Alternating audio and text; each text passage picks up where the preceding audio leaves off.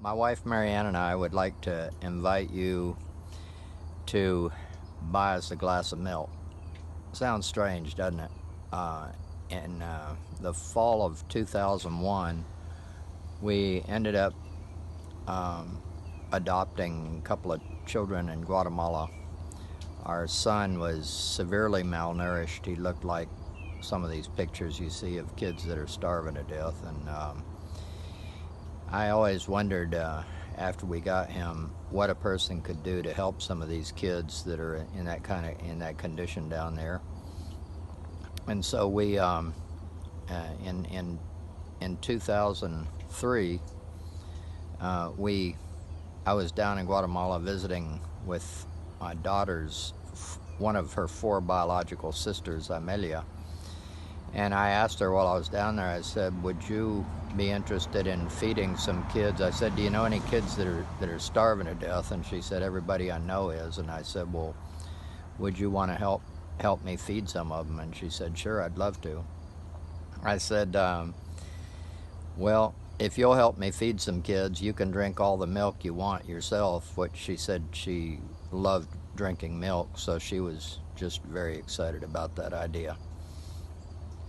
So we started feeding some kids. I pulled a $10 bill out of my pocket, which is what I had on me at the time, and we blessed it together and bought a little bag of milk, and she started feeding some neighbor kids, and that's how this thing started, this help for orphans and widows worldwide. We've been feeding and discipling children all over Guatemala now for over 15, 16 years, and it's been the best thing, the most satisfying thing I've ever done in my life. We started out, like I said, with a handful of neighbor kids, and it grew from 12 to 33, and from there to 200, and from there we couldn't even count them.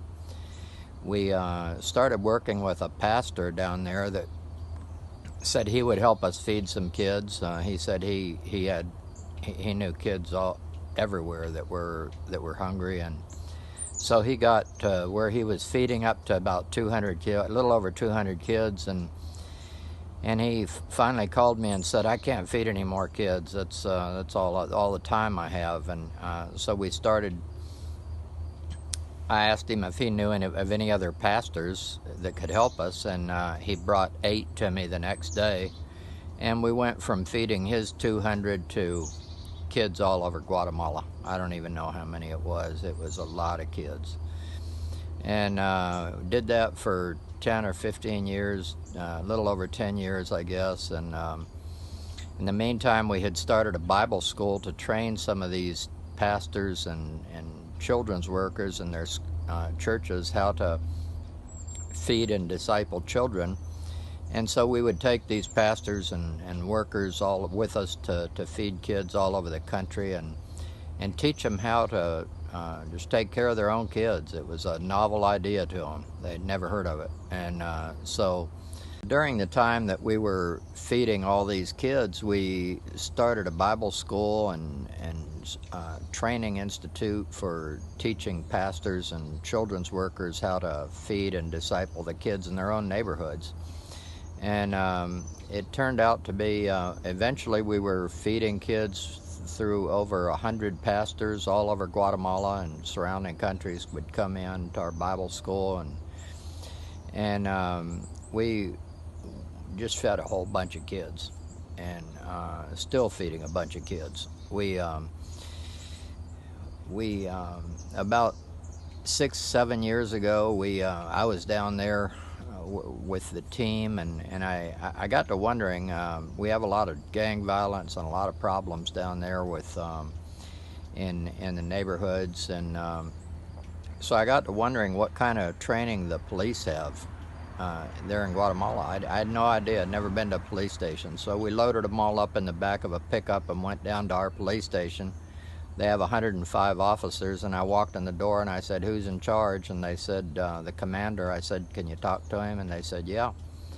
So they brought him out, and I said, sir, we our team here, we feed and disciple children in the dumps in Guatemala, And I said, we've been doing that for 10 years. And I said, we could train your officers if you're interested, or if they're interested, be happy to do whatever we can for them. He said, when can you start? I wasn't expecting that. I thought maybe he'd run me off with a whip or something, but he said, can you start tomorrow? And I said, yeah. And we were there the next day training his officers, 105 of his. And since then, we've gone from our police station to police stations around the city. The main police station in Guatemala City has about 10 times that many officers, and we've been working with the special forces there. They line them all up in full riot gear, stand them at attention for as long as we'll talk to them. It's pretty impressive, and the officers are just they love. They can't wait for us to get there.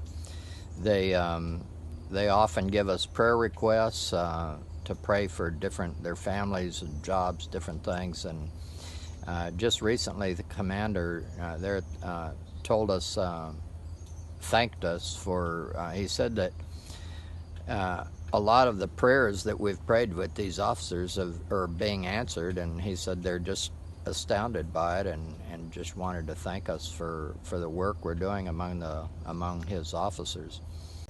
One time when we were down there 6-7 years ago, I wondered what the city dump was like, how many kids were there, or what there was. I'd never been, and so I loaded everybody up in the back of our pickup, and we went down to the dump and pulled up in front of it, and we were met with rocks flying at us from. Couldn't even tell where they were coming from. There was a bunch of kids up on top of a high wall, throwing rocks at us, trying to run us off. And we were loaded up with milk and stuff to feed them, and so we